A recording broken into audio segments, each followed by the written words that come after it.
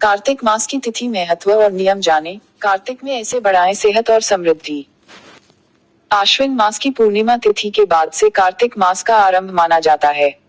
इस बार 10 अक्टूबर से कार्तिक मास प्रारंभ हो गया है।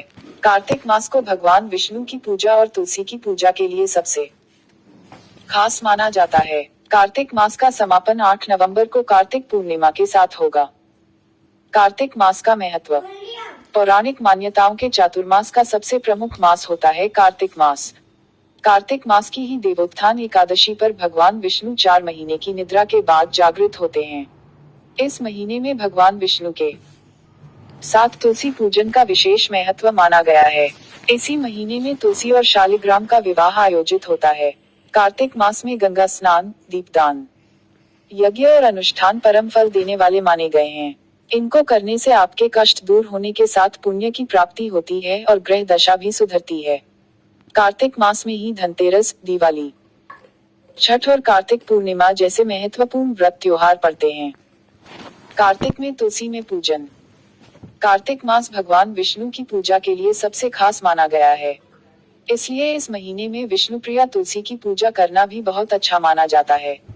इस पूरे महीने में तुलसी के पौधे के नीचे घी का दीपक जलाने की परंपरा है। ऐसा करने से आपको धन लाभ होता है और आपके घर में मां लक्ष्मी का वास होता है। कार्तिक पूर्णिमा के दिन शालिग्राम और तुलसी का विवाह करवाया जाता है। कार्तिक मास में क्या खाएं और क्या नहीं। पौराणिक मान्यताओं के अनुसार इस महीने में श्रीहरि मत्स्य अवतार में रहते हैं, इसलिए इस महीने में भूलकर भी मछली या फिर अन्य प्रकार की तामसिक चीजों का सेवन नहीं करना चाहिए। कार्तिक में बैंगन खाना अशुभ माना गया है। साथ ही इस माह द्विदलन अर्थात जो अनाज 2 भागों में बंटे हों उनका सेवन नहीं करना चाहिए। उड़द, चना, मसूर, मूंग, मटर ऐसे ही अनाज माने गए हैं। कार्तिक मास में जीरे के उपयोग भी नहीं करना चाहिए। यूं तो जीरा स्वास्थ्य के लिए फायदेमंद बताया गया है, लेकिन कार्तिक के महीने में इसे खाने से नुकसान होता है। कार्तिक के महीने में दही का सेवन न करें तो आपकी सेहत और आर्थिक दृष्टि दोनों में लाभ होगा। कार्तिक में दही खाना संतान के लिए अशुभ माना जाता है। कार्तिक के महीने में करेला भी नहीं खाना चाहिए। ऐसा माना जाता है कि करेला वात रोग बढ़ाने वाली सब्जी है और इस महीने में करेले में कीड़े भी पड़ जाते हैं। इसलिए करेला खाना स्वास्थ्य के लिए हानिकारक माना गया है। कार्तिक के महीने में मूली खाना शास्त्रों में बहुत ही फायदेमंद माना गया है। इस मौसम में कफदोष और पित्तदोष संबंधित बीमारियां होने की समस्याएं उत्पन्न हो सकती हैं, इसलिए इस माह में मूली खाना लाभकारी है। कार्तिक मास में जरूर करें ये शुभ कार्य।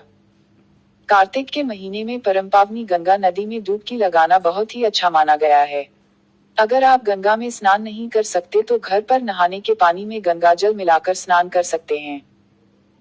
कार्तिक के महीने में पूरे 30 दिन तुलसी के नीचे घी का दीपक जरूर जलाना चाहिए। अगर आप लगातार इतने दिन दीपक जलाने में असमर्थ हैं तो देवोत्थान एकादशी से लेकर कार्तिक पूर्णिमा तक कम से कम 5 दिन दीपक जरूर जलाएं। तुलसी के पूजा करने पर मां लक्ष्मी के साथ साथ कुबेर जी की कृपा भी प्राप्त होती है। कार्तिक के महीने में भगवान विष्णु का स्मरण करते हुए शाम के वक्त पूजा के स्थान में तिल के तेल का दीपक जलाकर रखें। पौराणिक मान्यताओं के अनुसार भगवान विष्णु ने स्वयं कुबेर जी से कहा कि कार्तिक मास में जो मेरी उपासना करे उसे कभी धन की कमी मत होने देना।